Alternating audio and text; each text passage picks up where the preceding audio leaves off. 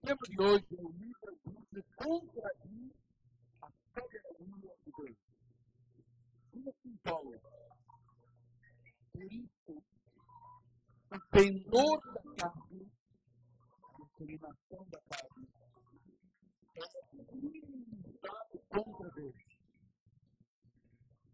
Pois não está sujeitos à lei de Deus, nem mesmo pode estar. Nem mesmo pode. Essa palavra abençoe todos os corações. Que momento ímpar e singular de podermos estar em tua casa quando o mundo vive um caos lá fora. Estamos na cidade refúgio, estamos numa ilha de segurança espiritual, no meio do mar agitado da vida. Fala-nos esta noite, Pai, em nome de Jesus. E todo o povo de Deus diga amém, amém e amém. Muito obrigado, bispo.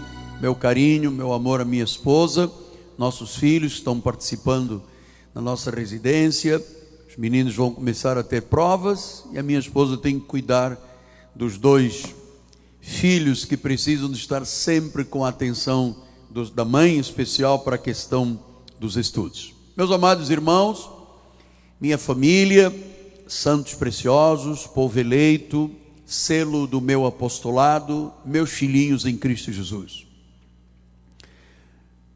O ser humano tem realmente livre arbítrio nas questões da salvação? Esta é uma questão que tem confundido a Igreja de Jesus ao longo de séculos. O homem tem ou não tem livre-arbítrio? É a maior discussão que existe nas questões da revelação da graça. Então, eu começo por lhe garantir, à luz da Bíblia e com segurança, de que não existe sequer esta expressão na Bíblia, livre-arbítrio. Porque fora da graça de Deus, ninguém pode vir a Jesus. Por que, apóstolo? Porque o estado natural do homem é um estado caído ou decaído, é um estado de rebeldia. O ser humano tem por natureza a corrupção nas suas entranhas. Por isso Paulo em Romanos 13 ele diz, como está escrito, já Deus havia ensinado isto, não há um justo, nenhum sequer, não há quem entenda, não há quem busque a Deus, todos se extraviaram e a uma se fizeram inúteis, não há quem faça o bem, não há nenhum sequer. Por que Paulo disse isso? Porque ele sabia da natureza corrompida do ser humano. Depois João diz isso em João 3,20. Todo aquele que pratica o mal aborrece a luz e não se chega para a luz, a fim de não serem arguídas as suas obras. Veja, o ser humano, no seu estado normal, ou seja, se não houver uma manifestação de Deus na sua vida, ele pratica o mal. Esta é a tendência do ser humano. Ele aborrece a luz. E ele diz, não se chega, não tem livre-arbítrio para se chegar para a luz. Por quê? Porque uma vez que a pessoa está na luz, são arguídas as suas obras. A pessoa é desnudada diante de Deus. Então, amados, definitivamente guarde isso, porque nós vamos continuar trabalhando nesta tecla que precisa de ser bem, um sonido bem claro, que não há nas questões da redenção e da salvação, não há livre-arbítrio, porque não há um homem sequer, um justo sequer, e porque a tendência do ser humano é aborrecer-se com a luz, não se chegar à luz. Veja que 2 Timóteo 2,25 ele disse, disciplinando com mansidão. Olha o que o ser humano faz. Com mansidão, os que se opõem, na expectativa que Deus lhe conceda não só arrependimento, para conhecerem plenamente a verdade, mas também o retorno à sensatez. Ou seja, se Deus não trouxer a pessoa à verdade, a pessoa nunca virá. E se Deus a trouxer à verdade, ela retorna à sensatez. A vida passa a ter razão. A vida passa a ter sensatez. Depois ele diz, é Deus que o livra dos laços do diabo, tendo sido feitos cativos por ele para cumprirem a sua vontade. Então, meu amado, onde uma pessoa que está prisioneira, cativa pelo diabo, para cumprir a vontade do diabo, como é que ela teria desejo de Deus? Note uma coisa, todos nós um dia já estivemos enlaçados com o diabo e andávamos cumprindo a vontade dele. Cada um tem um testemunho aqui na igreja, livrando do laço do diabo. Se não for Deus a livrar, o homem não tem capacidade, porque está cativo pelo diabo.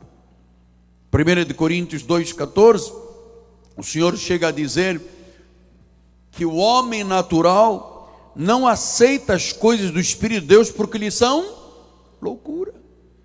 A pessoa no estado natural, o ímpio, ele não tem condições de aceitar as coisas do Espírito. Ele diz, é loucura.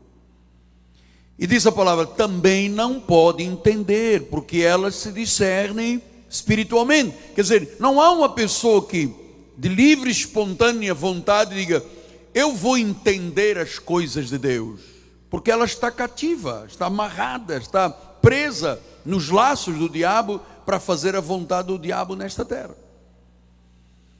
Então vamos pensar juntos, amado, e dar graças a Deus, porque nós estamos aqui livres do diabo, livres das amarras, livres do pecado, da condenação e da morte.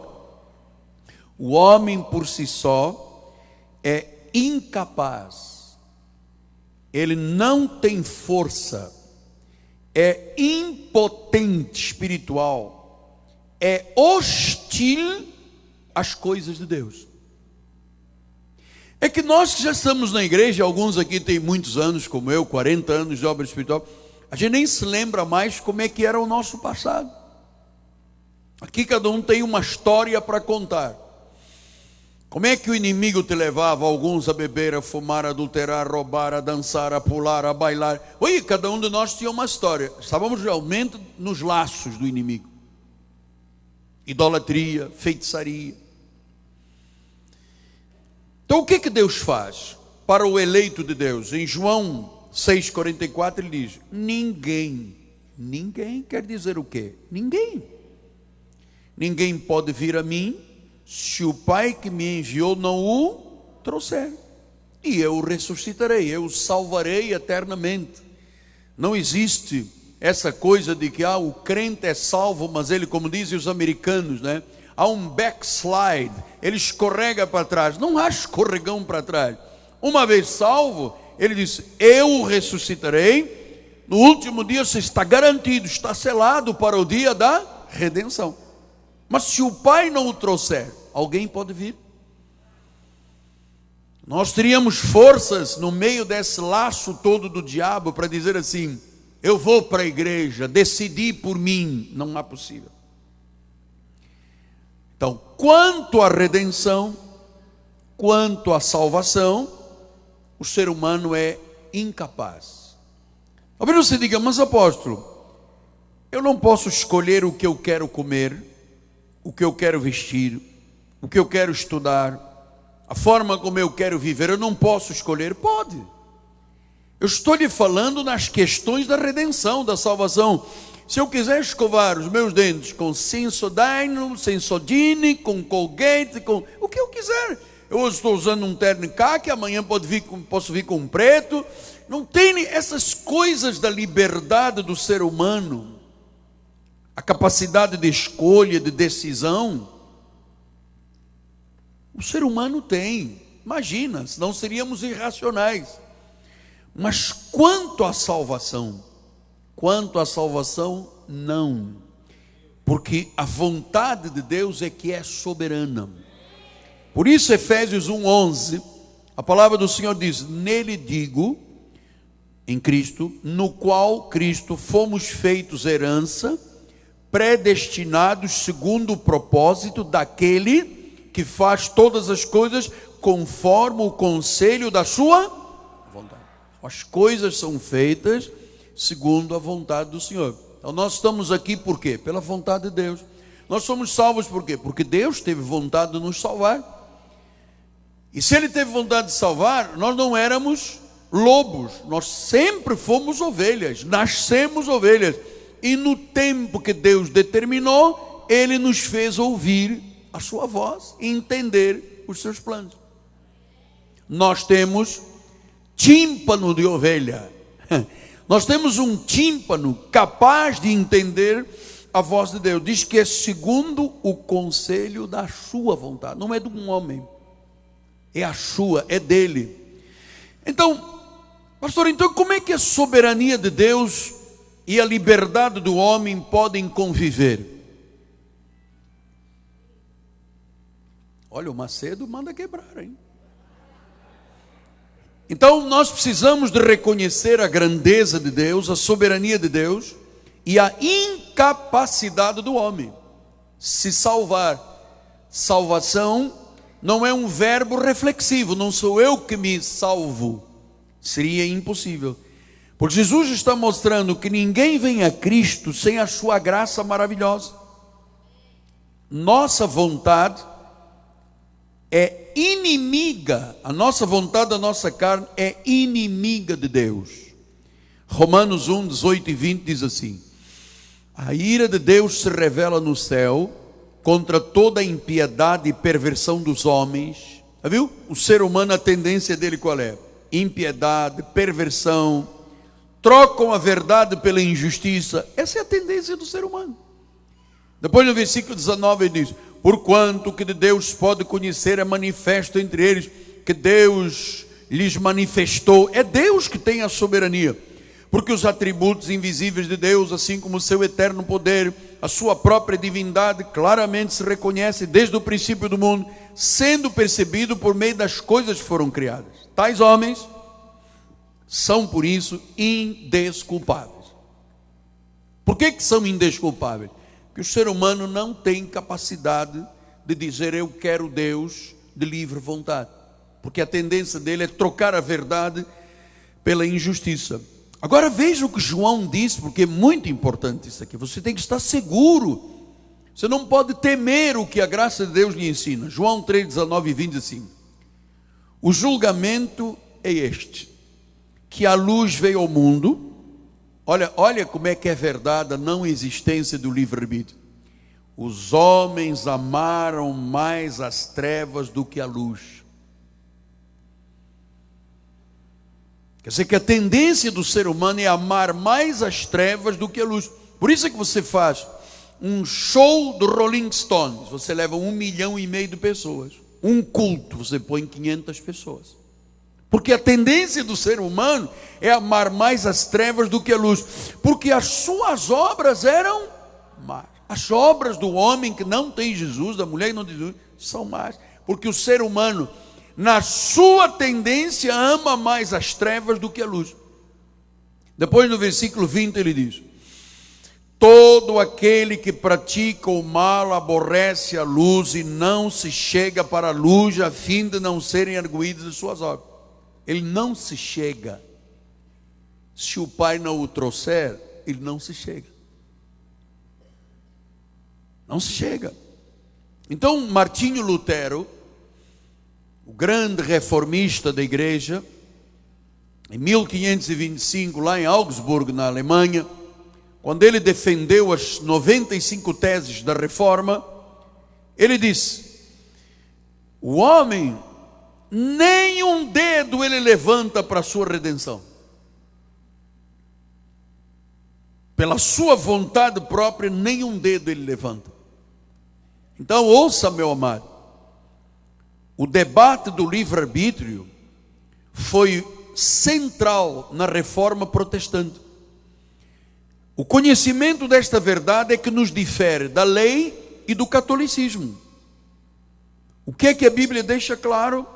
O homem escravo do pecado, o homem não deseja a luz, o homem não se chega para a luz, porque o homem não consegue escolher o bem quando ele está diante do mal. Ele não agrada a Deus, ele não conhece por natureza a perfeição do Senhor. Por isso é que Jesus em Mateus, ele disse, Mateus 11, vinde a mim. Você está cansado? Você está sobrecarregado? Sou eu que te vou dar o alívio. Toma o meu jugo sobre você, aprenda de mim. Eu sou manso, eu sou humilde. Você vai encontrar descanso, aí sim, se você vier a Jesus. Mas nós já acabamos de ler que ninguém vem se o Pai não o trouxer. Porque o homem não se chega para a luz. Então nós dependemos inteiramente da graça de Deus para a salvação. Pastor, qual é a contribuição do ser humano para a salvação? Zero. Zero. Não há nenhuma contribuição. Jesus pagou o preço total. Então, pela graça do Senhor, com um único arrependimento, porque não existe arrependimento todos os domingos, por um único arrependimento nós nos reconciliamos com Deus. E uma vez reconciliados por Ele, por fé, pela graça, o homem então sim, ele nasce de novo. Ele passa a viver, ele retorna à sensatez. Você se lembra como era insensata a nossa vida antes de termos Jesus? Era uma baita de uma insensatez. Você poderia imaginar há alguns anos, você numa quarta-feira, que o mundo está caindo lá fora, você numa igreja quieta, ouvindo o estudo da palavra? Algum de nós teria a possibilidade de fazer esta obra que está sendo feita se Deus não o fizesse? Nós nos chegaríamos à luz quando a tendência é buscar as trevas? Em hipótese nenhuma. Talvez alguém mais curioso esteja se perguntando, mas apóstolo, o homem então, se é Deus que faz, é Deus que toma a iniciativa, é pela graça, o senhor está dizendo que eu sou uma marioneta ou uma máquina? Não estou dizendo isso, nem a Bíblia diz. Mas o que eu lhe ensino nesta igreja é a dar glórias e honras e reconhecer a soberania de Deus, porque o homem escolhe de acordo com a sua natureza. A natureza do homem é decaída. As escolhas do homem são todas decaídas. As inclinações do homem, o caráter, a personalidade, os motivos, os desejos, aquilo que está no coração. Aliás, Provérbios 4:23, ele disse, sobretudo deve guardar, guarda o coração. É de lá que procedem as fontes da vida. Só que, enquanto Jesus não é o Senhor desse coração, as inclinações da carne são terríveis. São decaídas, são pro pecado. Mateus 12:34, ele diz, raça de víboras, como podereis falar coisas boas sendo maus? Porque a tendência do homem natural é ser mau. A boca fala que o coração está cheio. Versículo 35. O homem bom, quer dizer, quem é o homem bom? Já é o salvo, já é o regenerado, foi quem Deus já trouxe. Tira do bom tesouro coisas boas. Mas o homem mau, aquele que ainda não tem Jesus, o ímpio, ele tira do seu tesouro o quê? Coisas más. Porque a inclinação normal do ser humano é para o pecado. Marcos 7:21.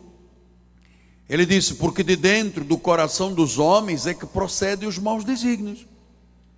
Olha a tendência do coração de uma pessoa que não tem Jesus como o Senhor. Olha lá, prostituição, furtos, homicídios, adultérios, avareza, malícias, dolo.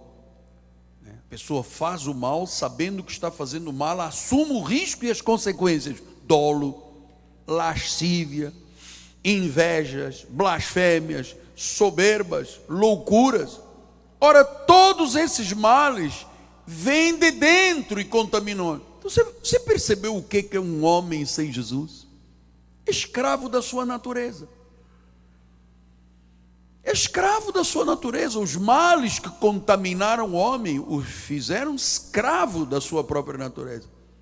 Mateus 7,16 diz: pelos frutos conhecereis. Colhe-se porventura uvas dos espinheiros ou figos dos abrolhos? Assim toda árvore boa, servo de Deus, produz bons frutos. A árvore má produz maus frutos. Não pode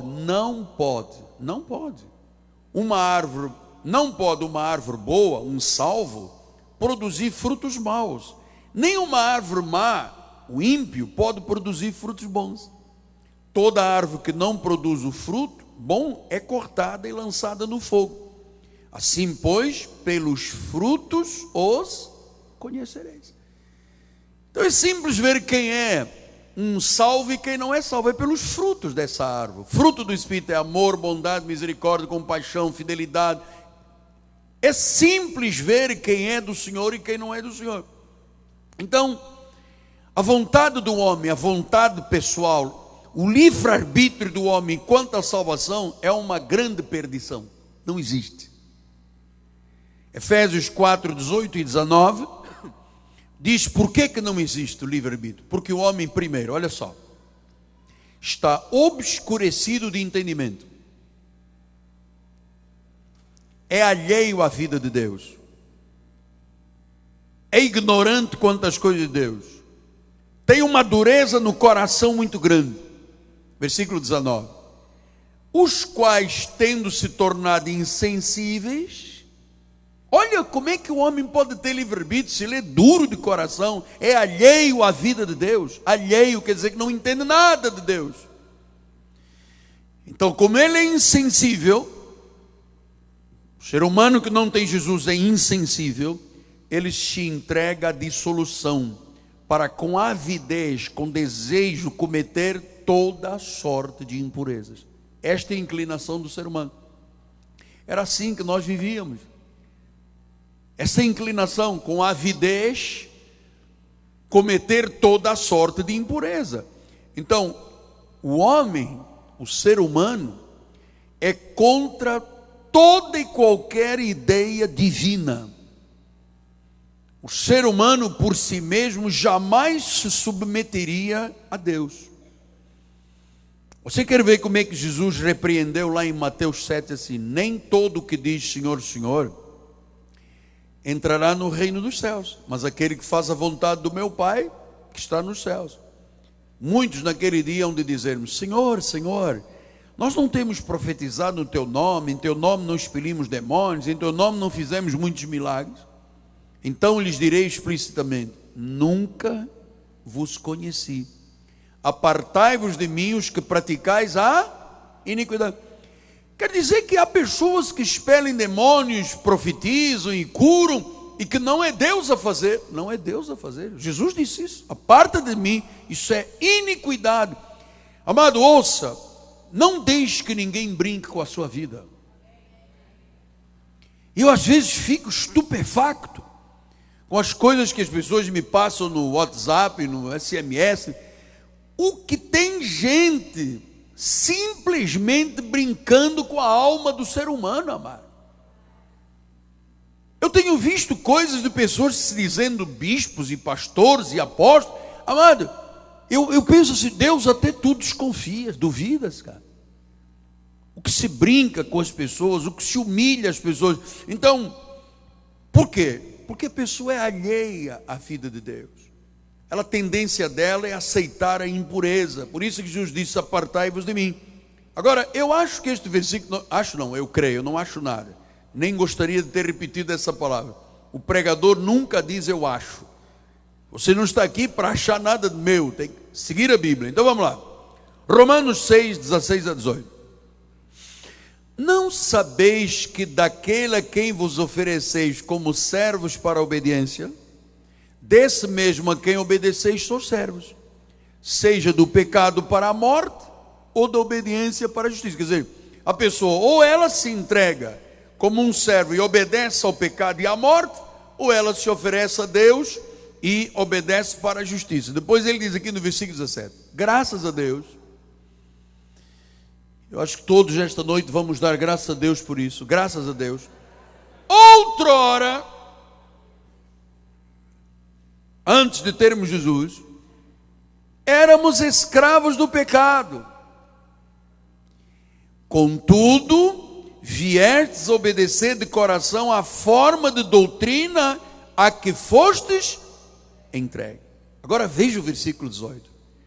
Uma vez libertados do pecado, amado, se o Senhor Jesus Cristo não nos libertar do pecado, nunca seríamos feitos servos da justiça. Aí vem nega e diz, o homem tem livre-arbítrio.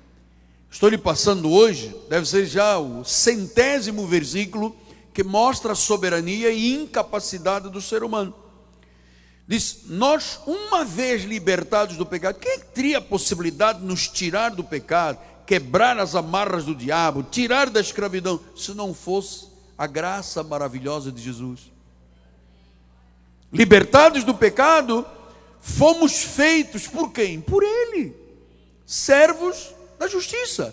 Hoje nós somos servos da justiça, mas éramos outrora escravos do pecado. Servos da justiça, libertados da escravidão do pecado. Então só a graça de Deus salva, amado. Só a graça de Deus pode transformar o homem decaído pelo pecado. O homem por si só nunca seria salvo. Por quê? Mais um reforço. Efésios 2:1 diz, Ele nos deu vida, estando vós mortos em vossos delitos e pecados. Se fosse só apenas este versículo da mensagem toda desta noite, já estava completa. Você estava morto, eu estava morto, Ele deu vida. Ele é soberano, Ele deu vida. Poderia eu, morto, desejar a vida? Não, morto não deseja nada. Morto só sabe ficar morto. Não sabe fazer mais nada.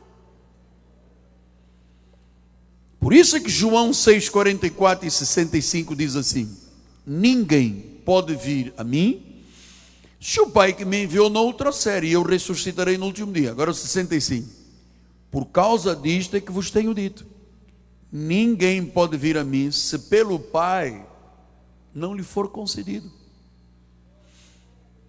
E essa concessão do Pai, amado, por isso é que eu sempre digo, todos nós temos uma história antes de Jesus, o que Jesus fez e quem somos hoje. Alguns de nós éramos impraticáveis, amado. Nós temos gente aqui na igreja que eu conheço que eram bravos, terríveis, profundamente arraigados ao mal, mas como eram eleitos de Deus, e como nunca seriam capazes de dizer eu vou, então o que Deus fez? Trouxe. Você está aqui porque Ele te trouxe.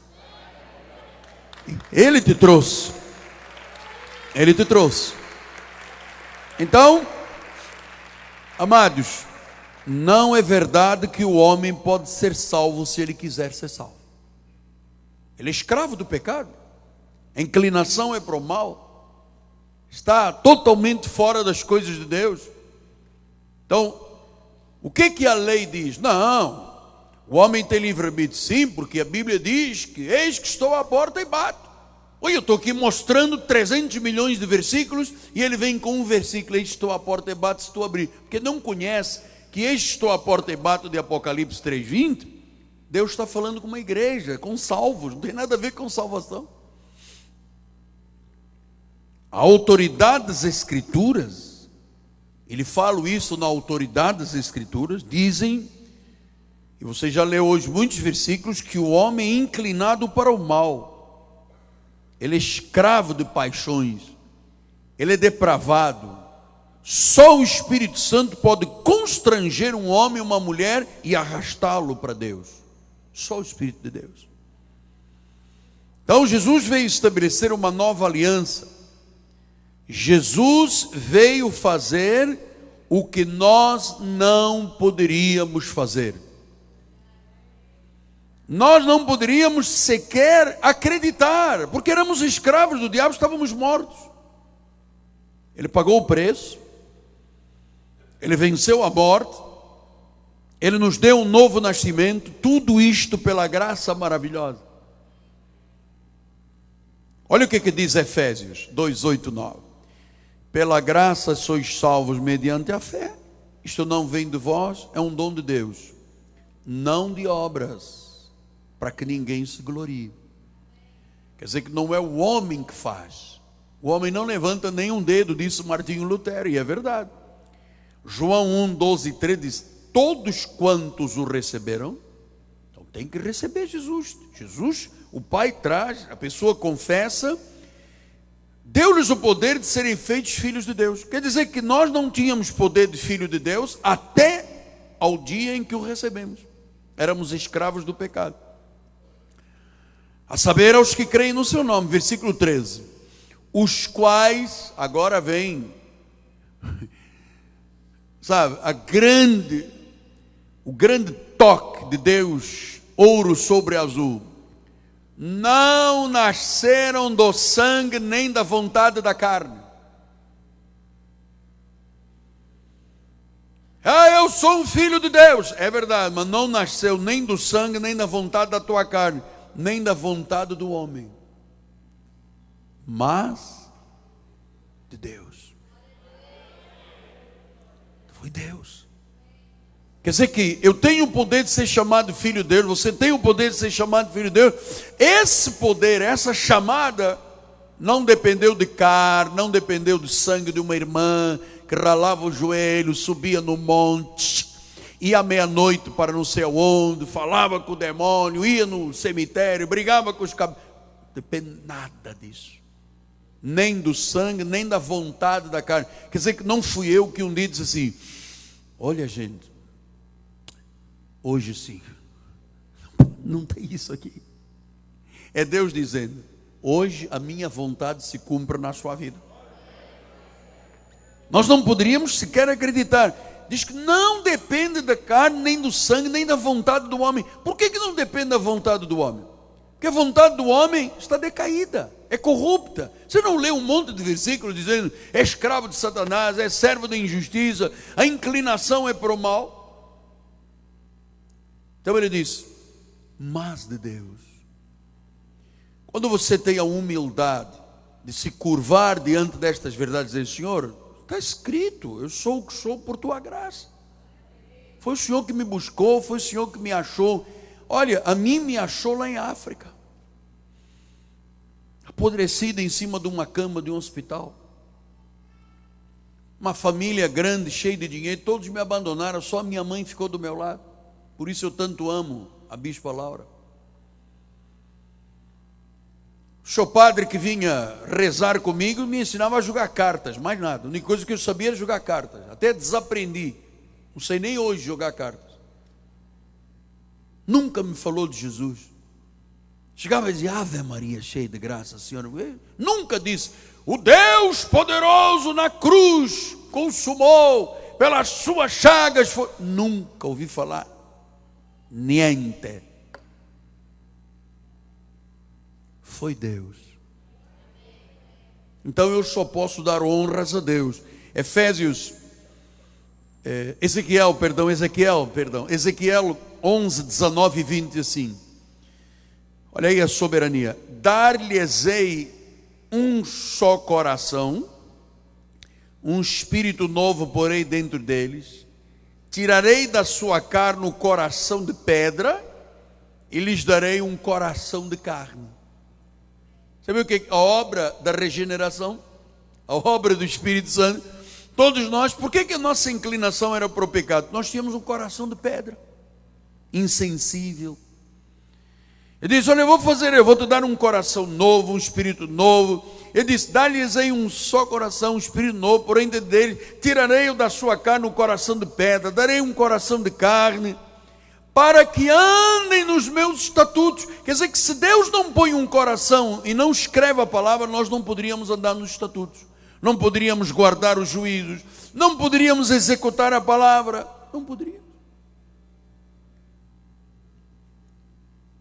Por isso é que você hoje pensa de modo diferente. Você sabe por quê? Que Deus pôs a palavra dele na tua mente. Você tem uma nova mente. Paulo disse: a mente de Cristo.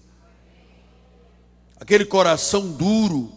Nós temos um irmão aqui na igreja que era muito engraçado. A esposa dele colocava a televisão com o nosso programa, ele chegava e batia na televisão: eu dar um murro no apóstolo, um dia eu vou lá naquela igreja, eu vou xingar, eu vou acontecer, eu vou... E a esposa tinha sempre muito medo que ele viesse aqui xingar o apóstolo. E um dia ele entrou aqui, estamos no meio do louvor, e a igreja estava cantando: segura na mão de Deus, segura na mão de Deus. E ele levantou a mão lá atrás e veio caminhando, chorando, sentou do lado da esposa e disse: gente, que bobo que eu era. Ficava dando sopapo na televisão. E quando entrei na porta da igreja, ele disse: eu estou segurando a tua mão, Senhor, eu estou segurando a tua mão. Ah, Jesus deve ter olhado: ah, agora sim. Ficava querendo destruir a plasma de 27 polegadas, 1888, na Ricardo Eletro, para que andem nos meus estatutos, guardem os meus juízos, executem os meus juízos, só se Deus fizer. Como é que eu vou tirar 10% do meu salário, do meu esforço, para devolver a Deus, se isto não é estatuto e juízo e ordem de Deus? Ninguém tira. Como é que eu vou numa quarta-feira em que o governo lá está uma guerra em Brasília, eu vou à igreja e glorifico a Deus e bato palmas e canto? Se Deus não fizer você andar nos estatutos dele, não fizer você guardar os juízes e executar, você nunca mais aparece aqui.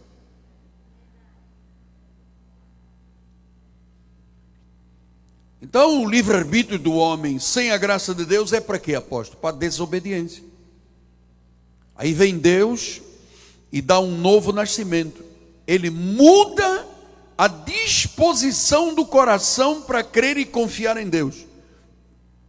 Por isso é que João 3, 20 e 21 diz: todo aquele que pratica o mal aborrece a luz e não se chega para a luz, a fim de que as suas obras não sejam arguidas.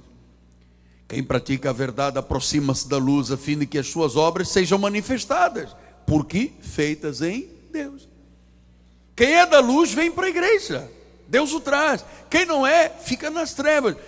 Pastor, então agora é que eu estou compreendendo uma coisa, só agora a vida espiritual faz sentido para mim. Mas era isso que eu queria lhe transmitir esta noite. Porque aquele que começou a boa obra em vós, vai terminar. Ele tem o querer, ele tem o realizar. João 6,37, ele diz: todo aquele que o Pai me dá, esse virá a mim. Não tem nem dúvida, o Pai deu, tem que vir. Tem o nome no livro da vida, tem que vir. E o que vem a mim, não tem backslide, não escorrega para trás, não perde a salvação. De modo nenhum o lançarei fora. Não é isto maravilhoso? Me digas, não é isto maravilhoso? Maravilhoso. Romanos 9,16 diz assim: pois não depende de quem quer ou de quem corre, mas de usar Deus a sua misericórdia. Não depende do homem. O homem é escravo do pecado, está amarrado a Satanás até as medulas.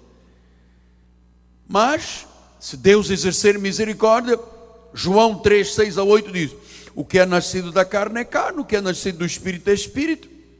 Não te admires de eu dizer: importa-vos nascer de novo. O vento sopra onde quer, ouves a sua voz, mas não sabes de onde vem nem para onde vai. Assim é todo o que é nascido do Espírito. Amado, carne é carne, não adianta. Mas quando o vento de Deus sopra, o que é nascido do Espírito tem um novo nascimento, é um novo nascimento. Nós hoje somos novas criaturas, as coisas velhas já passaram, tudo se fez novo. João 10, 15 e 26, olha lá: assim como o Pai me conhece a mim, e eu conheço o Pai, eu dou a minha vida pelas... Ele não dá a vida pelos lobos, pelos filhos do diabo, pelo ímpio, não dá. Mas vós não credes, porque não sois minhas ovelhas. Então, quando você ouvir uma pessoa defender o livre-arbítrio, vou lhe garantir uma coisa, mão sobre a Bíblia: não é ovelha de Jesus. Está roubando a glória de Deus.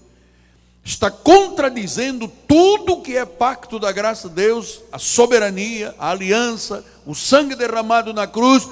Está dizendo: Deus, tu és o mentiroso e eu é que sou verdadeiro. Os que não creem é porque não são ovelhas.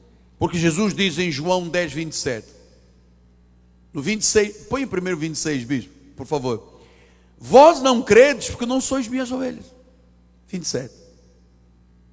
As minhas ovelhas, as minhas, aquelas que Ele deu a sua vida por elas, ouve a minha voz.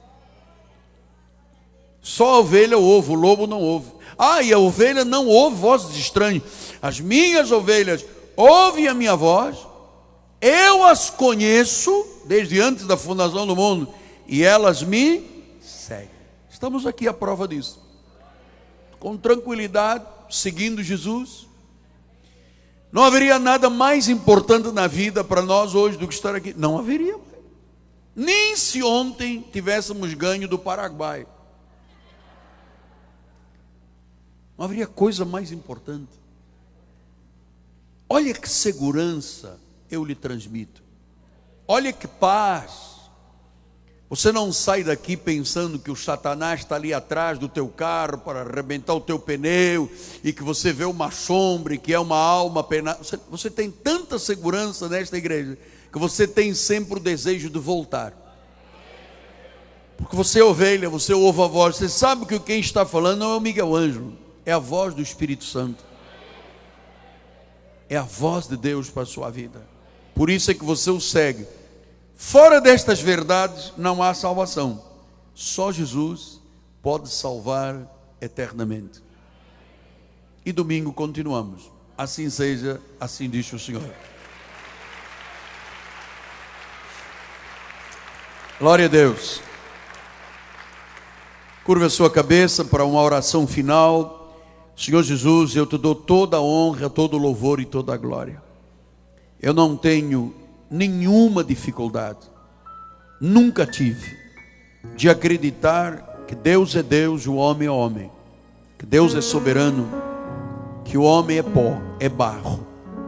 E quanto mais eu exalto o teu nome, crendo nas tuas verdades, mais segurança e paz eu tenho no meu coração. Faz que isto seja uma verdade na vida de todos, em nome de Jesus. E aqueles que creem na palavra digam amém, amém e amém. Vamos dar mais um aplauso. Vamos ficar de pé depois. E eu vou convidar o Bispo Nacional para nos abençoar em nome de Jesus. Graças a Deus, estendam as mãos para o altar. Soberano Senhor Jesus Cristo, Deus eterno, vivo e verdadeiro. Obrigado, Senhor, por esta palestra, este seminário de excelência da graça de Deus. Obrigado, Senhor, porque estamos aprendendo a construir a nossa vida, a nossa casa sobre a rocha. Ó Deus, obrigado, Senhor, porque sairemos daqui felizes, confiantes, seguros de que a nossa salvação foi garantida por Deus. E nada neste mundo, absolutamente nada, Senhor, poderá mudar os planos do Pai. Ó Deus, declaramos que a Tua graça maravilhosa, o amor de Deus, as doces consolações do Espírito Santo se manifestem eternamente em nossas vidas, para vivermos, Pai, um resto de semana em perfeita vitória, tomando posse de cada uma das suas promessas. Assim nós oramos e recebemos em nome de Jesus. E o povo mais que vencedor, que crê na salvação eterna dada por Cristo, diga amém e amém. Graça e paz. Aplauda ao Senhor. Mas antes de sair, vire para o seu irmão e diga: graças a Deus, pelo seu amor somos salvos.